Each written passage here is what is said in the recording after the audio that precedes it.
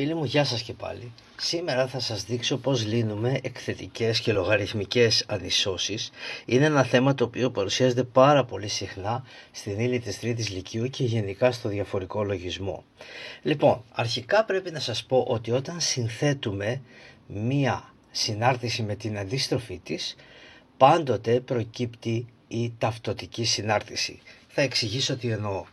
Η εκθετική συνάρτηση A στην Χ και η λογαριθμική συνάρτηση L εν Χ με φυσικό λογάριθμο είναι αντίστροφες.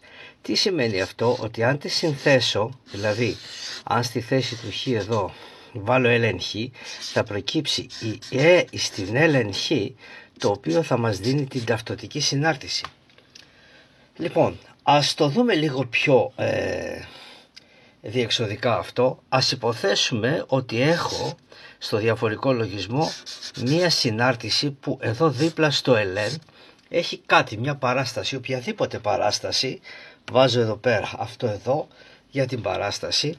Λοιπόν, το αποτέλεσμα θα είναι εδώ να βγει η ίδια η παράσταση αυτή. Ό,τι και αν έχω εδώ λοιπόν, αυτό κατεβαίνει κάτω. Ωραία.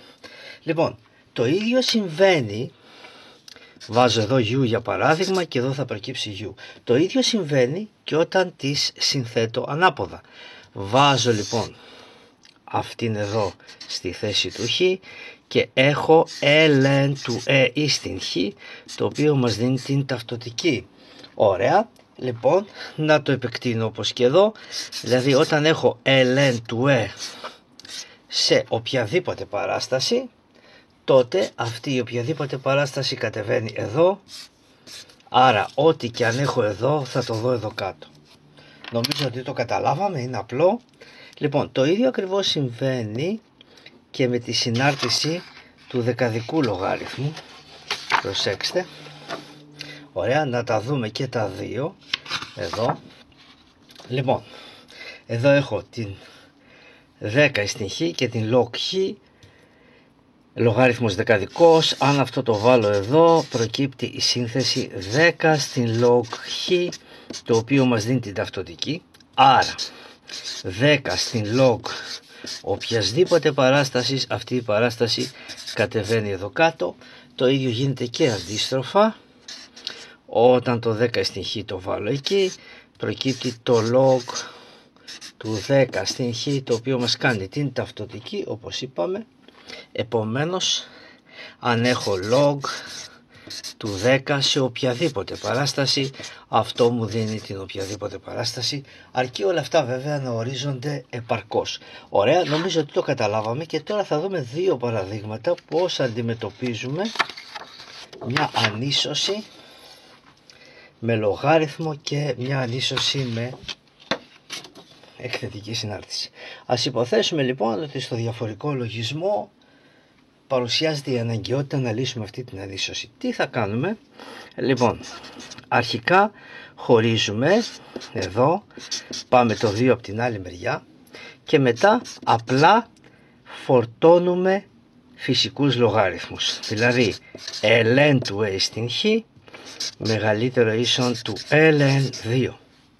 Ωραία. Εδώ το ln του A στην Χ, όπως είδαμε πριν, σημαίνει ότι θα βγει Χ, το είπαμε πριν γιατί βγαίνει πάντα η ταυτοτική, μεγαλύτερο ίσον του ln2. Ωραία. Λοιπόν, ας το δούμε αυτό σε ένα μικρό πίνακα. Προσέξτε τι θα κάνω εδώ τώρα. Λοιπόν, έχω το Χ και από κάτω βάζω A στην Χ πλην 2.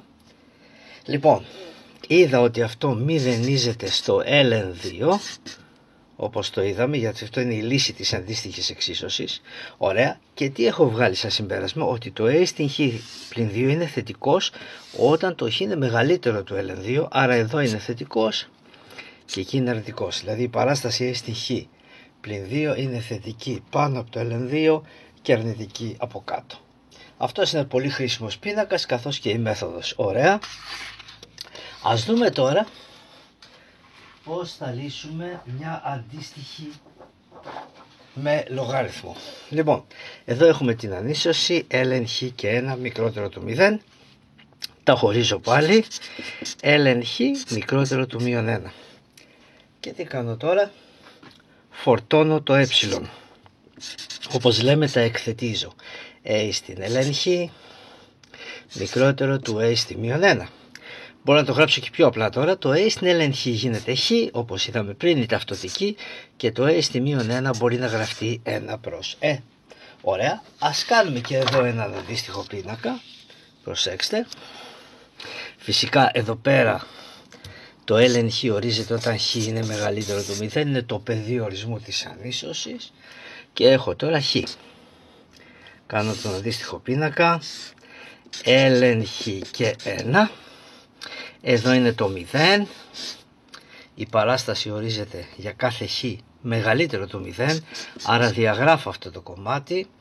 Βάζω το 1 προς ε εδώ, όπου θα μηδενίζεται η αντίστοιχη παράσταση. Και τι έχω τώρα? Το ln χ και 1 είναι αρνητικός όταν το χ είναι κάτω από το 1 προς ε.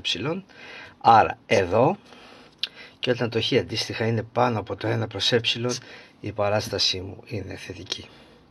Λοιπόν, τα πράγματα είναι απλά, όπως βλέπουμε, αρκεί κάποιος να εξασκηθεί λίγο στις λογαριθμικές και στις εκθετικές. Σας ευχαριστώ.